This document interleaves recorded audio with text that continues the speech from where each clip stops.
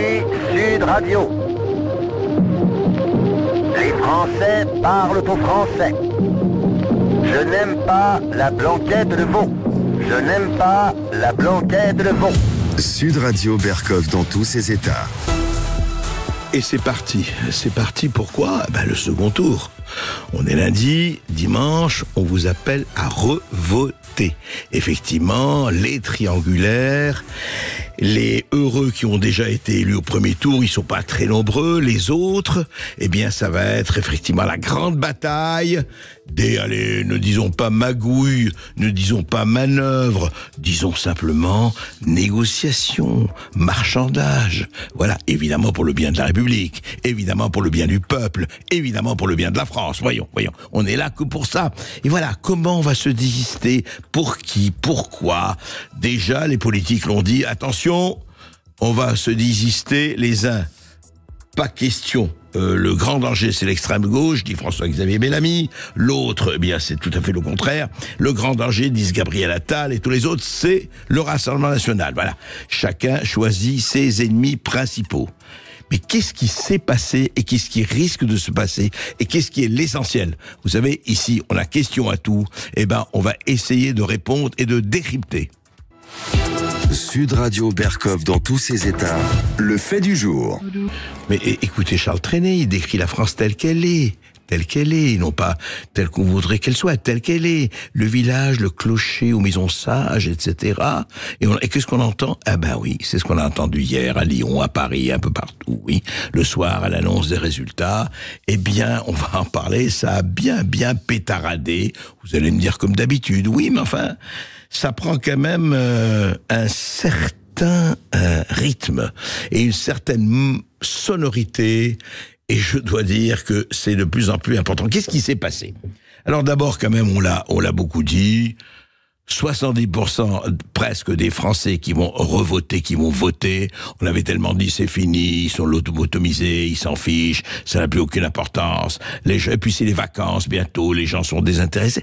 70% d'inscrits qui sont allés aux urnes, c'est quand même pas mal. Ça veut dire que, oui, les Français ne se détournent pas, ne se dégoûtent pas, ne sont pas dégoûtés de la politique. C'est quand même pas mal, parce que, attention, ce que l'on a fait voir, pas mal. Alors, résultat, on a vu, le RN 33,14, le nouveau Front Populaire 27,99, Ensemble 20,74, les LR, UDF, DVD 10, voilà. Puis les autres 1,5, etc. Sauf que si on regarde un tout petit peu les chiffres, un tout petit peu, on se penche un peu là-dessus. Qu'est-ce qu'on voit ? Primo, que le Rassemblement national fait en 2024 12 millions d'électeurs. Ça veut dire 3 fois plus qu'en 2022. 3 fois plus qu'en 2022. En pourcentage, ils étaient 18,7% en 2022, 34% en 2024. Alors, qu'est-ce qui s'est passé ? Pourquoi ce parti que cet adversaire traite de fasciste, de les heures les plus sombres de notre histoire? On rappelle Vichy, d'ailleurs Mediapart, ce sera le premier gouvernement. Mediapart, journal en principe sérieux, a dit, vous savez, si le Rassemblement national a la majorité absolue, ce sera le premier gouvernement depuis Vichy et le maréchal Pétain. Et voilà, on revient à la réduction ad Hitlerum qui marchait très bien, apparemment ça marche un peu moins bien. Le nouveau Front Populaire, il a fait aussi un beau score, il a fait pratiquement 28%, ce qui est un très beau score, ça veut dire qu'il a effectivement une véritable assise. Et alors c'est intéressant parce que quand vous regardez la carte de France, sur les départements, etc., la France rurale, la France périphérique, le RN est en tête partout. Et où le Front National, où le Front Populaire, est en tête, à Paris, comme par hasard, le Front Populaire, en Île-de-France, et puis dans les grandes villes. Alors il y a les macronistes d'un côté, le nouveau Front Populaire de l'autre, et un peu de LR qui garde des choses. Alors, qu'est-ce qu'on a vu ? On va essayer d'analyser ça. D'abord, il faut quand même rappeler que Place de la République à Paris, c'est très intéressant. Alors, il y a des milliers de gens qui sont venus protester contre effectivement les Français qui ont voté Rassemblement national, et ça a donné ça. Écoutez.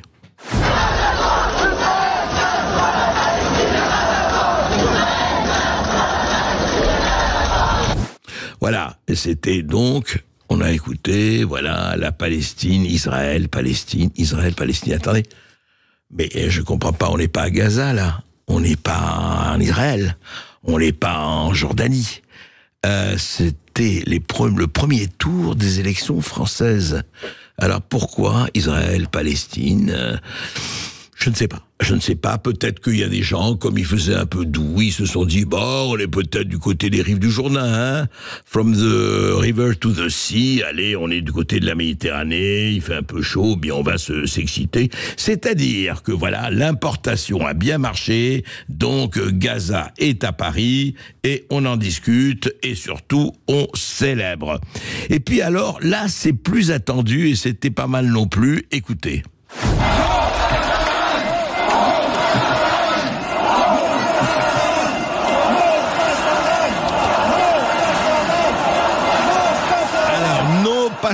No pasaran. C'est quoi no pasaran? C'était le cri de Dolores Ibarruri, l'une des très grandes figures de la résistance espagnole, des républiques espagnoles, lors de la guerre terrible de 1936 en Espagne, s'opposer aux troupes fascistes vraiment du général Franco et de ses alliés Hitler et Mussolini. Et c'était le grand cri de ralliement des républicains espagnols, no pasaran.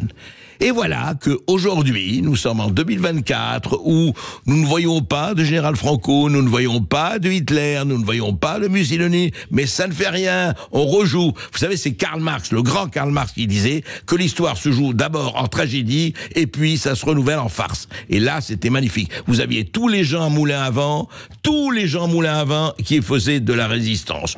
Oui, vraiment à moindre frais, mais enfin, voilà, c'était ça. Et puis sur les plateaux aussi, sur les plateaux de télévision, comme vous le savez, ou de chaînes en continu, ou ailleurs, eh bien, évidemment, on discutait bon train, chacun se vantant de sa victoire, et puis les autres en disant, oui, mais vous n'êtes pas comme les autres, et oui, vous n'êtes pas comme les autres. Écoutez, par exemple, Raquel Garrido.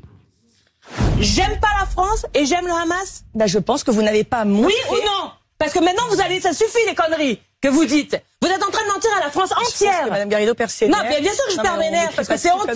Vous n'avez pas fait 50% ce soir. Madame Garrido, détendez-vous. Donc vous allez arrêter de raconter des conneries. Dans vos rangs. Vous allez arrêter de mentir. C'est pas Trump ici, c'est pas les États-Unis, c'est la France. Merci.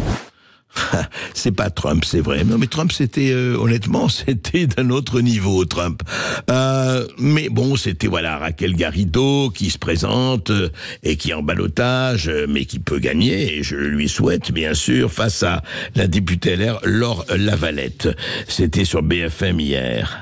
Mais quelque chose, on va essayer encore d'aller un peu plus loin. Alors, il y a eu évidemment des gens qui ont été battus au premier tour, éliminés. Donc, Jérôme Cahuzac, Damien Abad, Jean Messia. Et puis, il va y avoir alors les désistements, parce qu'on ne parlait plus que de ça hier. Alors, hier, c'était la foire magnifique, le café du commerce à l'échelle nationale. Et alors on lui dit voilà, il faut se désister, Loïc Signor va probablement se désister pour Louis Boyard, et puis ailleurs. Donc désistement. Et puis par exemple François-Xavier Bellamy, lui, il dit ah non, le danger qui guette notre pays aujourd'hui, c'est l'extrême gauche, dit le LR François-Xavier Bellamy. Voilà, chacun effectivement cherche son chat et chacun a son ennemi. Mais il y a quelque chose que je voudrais poser, c'est-à-dire qu'on dit aux gens, voilà, c'est très simple, il y a une consigne, alors on a le droit de donner des consignes. Mais franchement, vous croyez encore que les Français et qu'un peuple va suivre aveuglément, après tout ce qui lui reste encore, ce peuple? Qu'est-ce qui lui reste? Voter une fois tous les 5 ans. Voilà ce qui lui reste, hein, ou tous les 6 ans avant, etc. Il lui reste quoi? Puisque le référendum s'est terminé, hein, depuis 2005. On a montré, on s'est assis dessus, le référendum de 2005, donc terminé, hein. Ça va faire 20 ans qu'il n'y a plus un référendum en France. Donc, ils ont le choix. Vous croyez vraiment, quels que soient les gens à droite, à gauche ou ailleurs, qu'ils ne vont pas essayer de voter selon leurs convictions? Vous pensez vraiment que ce sont devenus des Playmobil, des espèces de robots, sans aucune espèce de conviction? Qu'est-ce que ça veut dire, ce désistement? Vous pouvez pas dire enfin, en France, si vous êtes démocrate, mais la moindre des choses, eh bien, écoutez, les Français, vous choisissez, voilà, nous, on pense ce qu'on pense, on a absolument, on vous dit ça, maintenant, c'est à vous de choisir. Non, non, non, non, je recommande pas une voix pour celui-là, pas une voix pour celui-là, pas une voix pour celui-là, mais ce n'est pas votre voix. Bande de monopolisateurs, bande de truqueurs de la parole, mais vraiment, de marionnettistes, mauvais marionnettistes. Foutez la paix aux Français, expliquez vos programmes, dites vos préférences et laissez-les choisir. Ce désistement, cet appel au désistement est obscène. Laissez-les choisir. C'est pas des esprits, mais vraiment, quel mépris pour les gens. Après, écoutez, occupez-vous en genre, pourquoi on en est là? Vous savez pourquoi on en est là? Parce que vous leur donnez quoi comme horizon? La hausse du prix du gaz depuis hier, l'électricité, le pouvoir d'achat.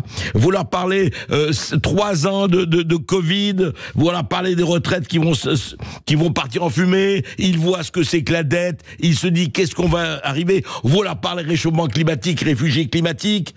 Vous leur parlez Russie-Ukraine. Vous leur parlez Proche-Orient. Et vous laissez chaque communauté ou chaque intégrisme ou chaque extrémisme aller bon train un peu partout.